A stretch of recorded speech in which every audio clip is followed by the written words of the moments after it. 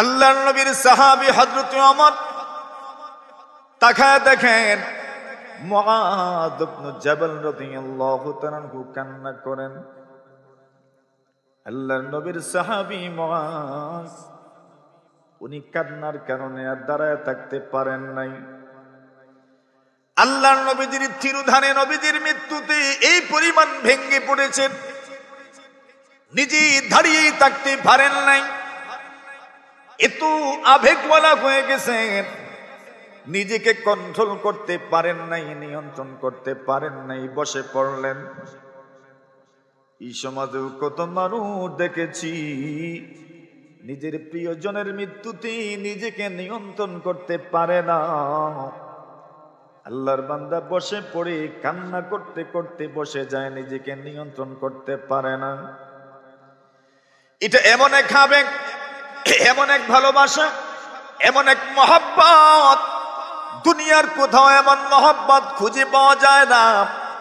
নিজের আত্মীয়, নিজের মা, নিজের বাবা, নিজের সন্তানের মৃত্যুতে মানুষ যেমন কান্না করে, নবীজি সাল্লাল্লাহু আলাইহি ওয়াসাল্লাম নিজের কুলের শিশু ইব্রাহিম, আল্লাহর নবীজির কুলের শিশু ইব্রাহিম, মারিয়া কিবতিয়ার ঘরের সন্তান ইব্রাহিম, নবীজি নাম রেখেছেন ইব্রাহিম। ইব্রাহিম আলাইহিস সালাতু ওয়াস সালামের নামে নাম রেখেছেন ইব্রাহিম। বুজুর্গানে দিনের নামে নামকরণ করা এটা নতুন কোনো প্রচলন নয়। আমাদের নবীদের মধ্যেও ছিল, সাহাবায়ে কেরামদের মধ্যেও ছিল, যারা বাইআতে রিদওয়ানে অংশগ্রহণ করেছেন। হুদাইবিয়ার সেই সন্ধির প্রাক্কালে আল্লাহর রাসূল যে বায়াত নিয়েছিলেন, সেই বায়াতে যারা অংশগ্রহণ করেছিলেন সেই সকল সাহাবায়ে কেরামদের নামেও পরবর্তী যুগের মানুষ নিজের সন্তানদের নাম রেখেছেন। সুবহানাল্লাহ। এখনো আমাদের সমাজে অনেক মানুষের নাম লুৎফুর রহমান পাওয়া যায়। হযরত বর্নবী রহমাতুল্লাহি আলাইহির নামে কেউ নিজের সন্তানের নাম লুৎফুর রহমান রাখে। নিকট অতীতে আমাদের নাস্তিক বিরোধী আন্দোলনের পুরোদা ব্যক্তিত্ব হযরত আহমদ শফি রহমাতুল্লাহি আলাইহির সময়, হেফাজতের উত্থানের সময় কত মানুষ নিজের সন্তানের নাম রেখেছে আহমদ শফি, ঠিক কিনা? এই পৃথিবীর মধ্যে বুজুর্গানি দিনের নবী নিজের সন্তানদের নাম রাখার মতো মানুষের অভাব নাই। কেউ তো নাম রাখে রশিদুর রহমান, কেউ তো নাম রাখে তফাজ্জুল হক। হযরত মুহাদ্দিসে হবিগঞ্জি রাহিমাহুল্লাহু তাআলার নামে কেউ নিজের সন্তানের নাম রাখে তফাজ্জুল। আল্লাহর নবী হযরত ইব্রাহিম আলা নবিয়িনা আলাইহিস সালাতু ওয়াস সালামের নামে নিজের সন্তানের নাম রেখেছেন ইব্রাহিম।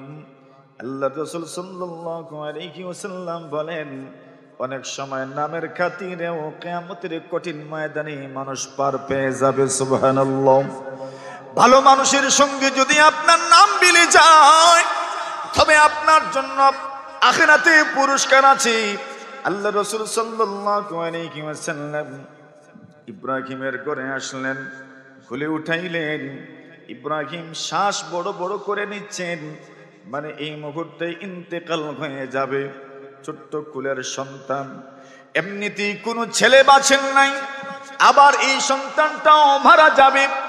কতটুকু কষ্ট করে একজন বাবার জন্য, যে বাবা একটা সন্তান চায়, একটা ছেলে চায়, ওই বাবার সবগুলো সন্তান যদি মারা যায় ওই বাবার মনটা কেমন হয়? দুনিয়ার এমন বাবা ছাড়া আর কেউ বুঝে না, ঠিক কিনা?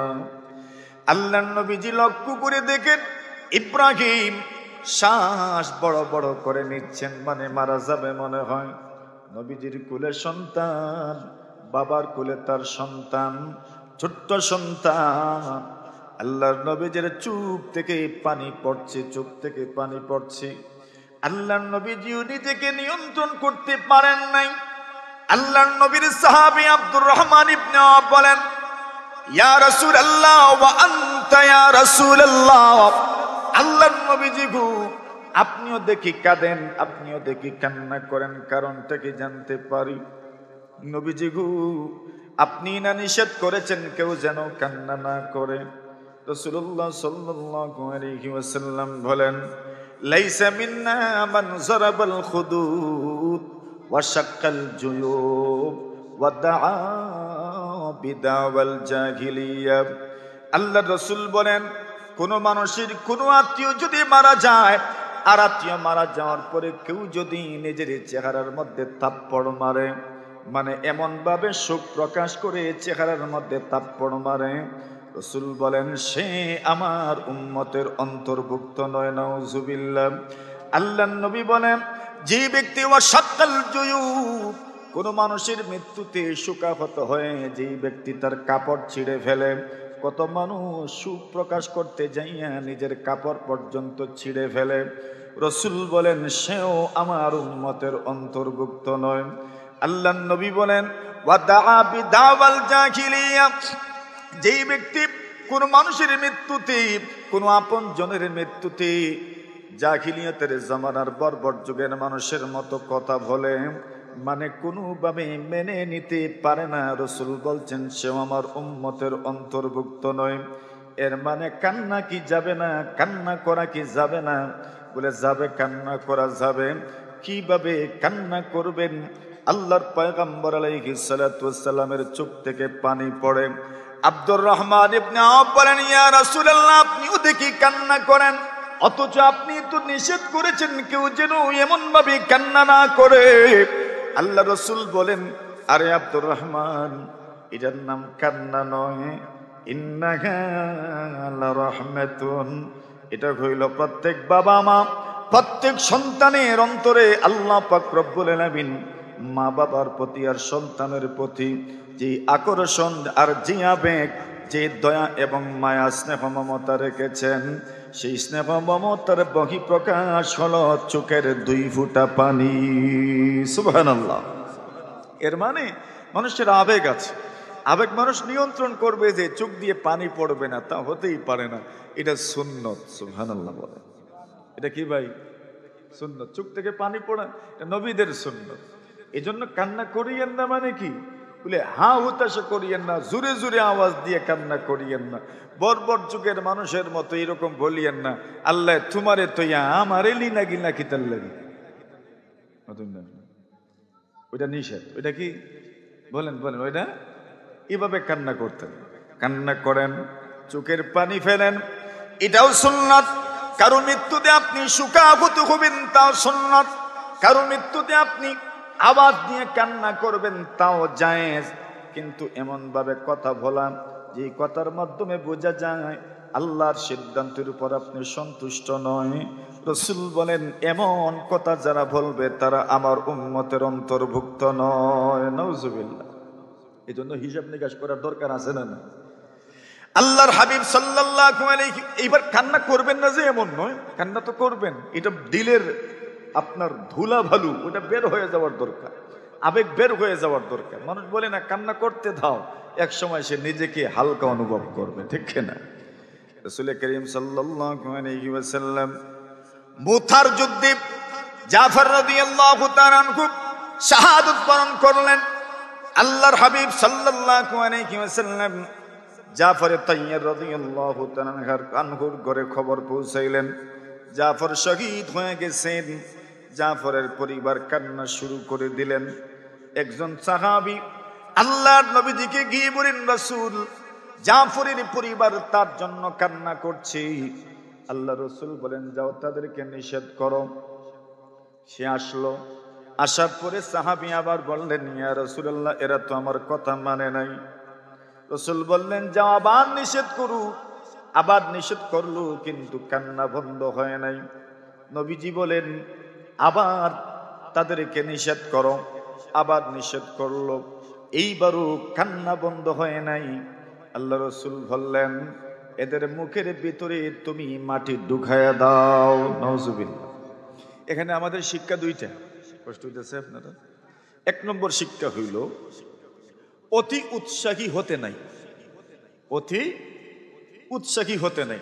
এরা কান্না করছে, করতে দাও না, কি দরকার আগ বেড়ে রাসূল কি কথা বলে? এরা তো আর ভরপুর যুগের মানুষের মতো বাড়িয়ে ছাড়িয়ে কোনো কথা বলছে না। একটু কান্নাই তো করছে, কান্না করতে দাও, কোনো আপত্তি নাই। রসুলকে বারবার বলছে এরা কান্না করছে, রসুল বলছেন নিষেধ করো। আম্মা জানা এসে বলেন, আরে বেউকুফ, এইবার দেখি তাদের মুখে তুমি মাটি ঢুকাও। সুবহানাল্লাহ বল না, এসে কি বলতে চাচ্ছেন? তুমি রসুলকে বিরক্ত করে ফেলেছো, বারবার বলছো এরা কান্না করছে, রসুল বলছেন তো নিষেধ করো, মানে না, বলছো মানে না, বলছেন আবার নিষেধ করো, বলছো মানে না, বলছে আবার নিষেধ করো, বলছো মানে না। তো রসুল তো বিরক্ত হয়ে গেছেন, এবার থেকে ফারলে এদের মুখে মাটি ঢুকাও দিতে। বুঝছেন নাকি? মানে যেটা পারবা না ওইটা তো রসুল বলছেন এখন করো দেখি। তো অতি উৎসাহী হতে নাই, একটু কান্না করছি তো করতে দাও। তবে মহিলারা যেমন ভাবে কান্না করে এমন ভাবে উল্টা পাল্টা অনেক কিছু বলে, এমন কান্না থেকে অবশ্যই অবশ্যই নিষেধ করতে হবে, ঠিক কিনা? আমরা অনেক দূরে চলে যাচ্ছি, আসেন মূল কথাটা বলি।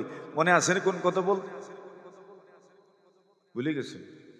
মুআজ রাদিয়াল্লাহু তাআলা কান্না করছেন, সুবহানাল্লাহ। উমর রাদিয়াল্লাহু তাআলা দেখেন মুআজ ইবনে জাবাল কান্না করছেন। আল্লাহর নবীর সাহাবী উমর মুআজ ইবনে জাবালের পিঠে হাত রাখলেন আর বললেন, মা ইউবকিকা ইয়া মুআজ, এ মুআজ তুমি কেন কান্না করছো? মুআজ ইবনে জাবাল বলেন, ইয়া রাসূলুল্লাহ, ইয়া হাবিবাল্লাহ, ইউবকিনি শাইউন সামি'তুহু মির রাসূলিল্লাহি সাল্লাল্লাহু আলাইহি ওয়াসাল্লাম। এই দুনিয়াতে কত সন্তান এমন আছে যেই সন্তানের মনে মা বাবার কতগুলো কথা তার অন্তরে লেখা আছে। মা বাবা দুনিয়াতে নাই, কিন্তু মা বাবার কথা প্রতি মুহূর্তে মুহূর্তে তার স্মরণ হয়, আছে না নাই? মা বাবা তার জীবদ্দশায় এমন কথা বলে গেছেন যেই কথাগুলো সে ভুলতে পারে না। ওই কথাগুলো বারবার স্মরণ হয়, বারবার স্মরণ হয়, বারবার স্মরণ হয়। আপনি দেখবেন মাঝে মধ্যে কিছু মানুষ অন্য জগতে যেন চলে যায়, হঠাৎ করে দেখবেন কোন চিন্তার জগতে চলে গেছে। আপনি মনে মনে ভাববেন কি যেন চিন্তা করছে, না না, তার বাবার কথা মনে হয়ে গেছে, মায়ের কথা স্মরণ হয়ে গেছে, ভাইয়ের কথা স্মরণ হয়ে গেছে। একটা মাত্র বোনই ছিল, বোনের কথা স্মরণ হয়ে গেছে। একটা মাত্র ভাই ছিল, ভাইয়ের কথা মনে হয়ে গেছে। এমন ভাবা নিজে নিজের সন্তানকে দাফন করেছি, ওই বাবার অন্তরে তার সন্তানের কথাগুলো স্মরণ হয়ে গেছে। আল্লাহর নবী সাল্লাল্লাহু আলাইহি ওয়াসাল্লাম বলেন, এমন কত মানুষ আল্লাহর জমিনে পাওয়া যায় যারা নীরবে অশ্রু জড়ায় নীরবে চোখের পানি ফেলে। আল্লাহর নবীর সাহাবে মুআজ ইবনে জাবাল হযরত ওমর রাদিয়াল্লাহু তাআলা কি বলেন, ওমর, ইউবকিনি শাইউন সামি'তুহু মির রাসূলিল্লাহি সাল্লাল্লাহু আলাইহি ওয়াসাল্লাম। নবীজির জবান থেকে আমি কতগুলো কথা শুনেছি, ওই কথাগুলো আমার স্মরণ হয়ে গেছে, এই জন্য আমি কান্না করি। হযরত ওমর বলেন, কি কথা তুমি শুনেছ যে কথা স্মরণ হয়ে যাওয়ার কারণে তুমি কান্না করছো? মুআজ বলেন, আমি রাসূলকে বলতে শুনেছি, ইন্না ইয়াসীরার রিয়াশির। রাসূল বলেছেন, কোনো মানুষ যদি কোনো আমল করে আর সামান্য পরিমাণ যদি লোক দেখানোর মনোভাব চলে আসে, আল্লাহ রাসূল বলছেন সেই আমলটাও নাকি শিরকের পর্যায়ে চলে যায়। নাউজুবিল্লাহ। ওই কথাটা আমার স্মরণ হয়ে গেছে, এই জন্য কান্না করি। আল্লাহর নবীজি 2 নম্বরে আমাকে বলেছেন, মুআজ, এই পৃথিবীর মধ্যে আমার এমন ওলি আছে, এমন নিকটবর্তী বান্দা বান্দিরা দুনিয়ার জমিনে আছে, এমন ঘনিষ্ঠ বান্দা বান্দিরা দুনিয়ার জমিনে আছে, এত প্রিয় বান্দা বান্দি দুনিয়ার জমিনে আছে, এদেরকে আপনিও চিনেন না, আমিও চিনি না, অনেককে আমিও চিনি না, আপনিও চিনেন না। আল্লাহর নবী বলেন, এই দুনিয়াতে যারা আমার ওলি, যারা আমার নিকটবর্তী, যারা আমার কাছের মানুষ, এখন তো মধ্যখানে একটা কথা না বললে না হয়। বলে, হুজুর, আমরাও তো আল্লাহর কাছের হতে চাই, আল্লাহর একদম কাছের মানুষ হতে চাই, আল্লাহর ঘনিষ্ঠ মানুষ হতে চাই। এই দুনিয়াতে দুনিয়ার কোন লিডারের ঘনিষ্ঠ হওয়ার জন্য মানুষের কত তৎপরতা, আল্লাহর ঘনিষ্ঠ হওয়ার জন্য আপনার তৎপরতাটা কেমন? আল্লাহর রাসূল বলেন আকরাবু মা ইয়াকুনুল আবদু মির রাব্বিহি ওয়া হুয়া সাজিদুন। আল্লাহর কোন বান্দা বান্দি যদি তুমি বিলের পারের হও আর তুমি যে কোনো জায়গার হও, তুমি দুনিয়ার যে কোনো ভৌগোলিক স্থানের হও, আল্লাহ রাসূল সাল্লাল্লাহু আলাইহি ওয়াসাল্লাম বলেন আকরাবু মা ইয়াকুনুল আবদু মির রাব্বিহি ওয়া হুয়া সাজিদুন। আল্লাহর হাবিব বলেন এই পৃথিবীর কোন মানুষ যদি তার রবের নিকটবর্তী হতে চায়, দুনিয়ার কোন মানুষ যদি তার আল্লাহর একদম কাছে চলে যেতে চায়, রবের একদম ঘনিষ্ঠ যদি হতে চায়, আল্লাহ রাসূল বলেন সবচেয়ে বেশি রবের ঘনিষ্ঠ হওয়া যায় সিজদার মাধ্যমে। সুবহানাল্লাহ। কিসের মাধ্যমে বলেন বলেন? দেইনি সিজদা আল্লাহ মাথুন। আল্লাহর হাবিব বলেন আকরাবু মা ইয়াকুনুল আবদু মির রাব্বিহি ওয়া হুয়া সাজিদুন।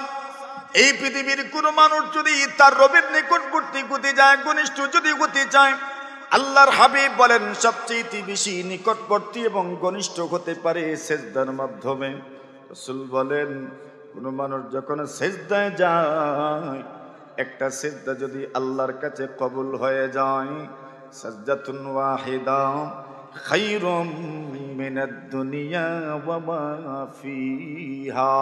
রাসূল বলেন একটা মকবুল সিজদা যদি কেউ করতে পারে, ওই সিজদার দাম কি পরিমাণ? জমিনে যা কিছু আছে এর চাইতে একটা সিজদার দাম আল্লাহর কাছে হাজার হাজার কোটি কোটি গুণ বেশি। এখন তো আমি এক প্রশ্ন করব আপনাদেরকে, আমাকেও।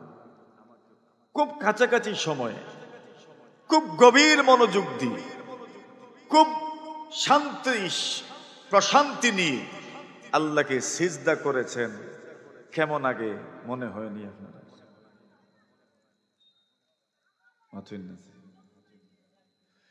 খুব গভীর মনোযোগ দিয়ে আজকেও তো ঈশা পড়লাম, মাগরিবও পড়লাম, আসর পড়লাম, যোহর পড়লাম, ফজর পড়লাম।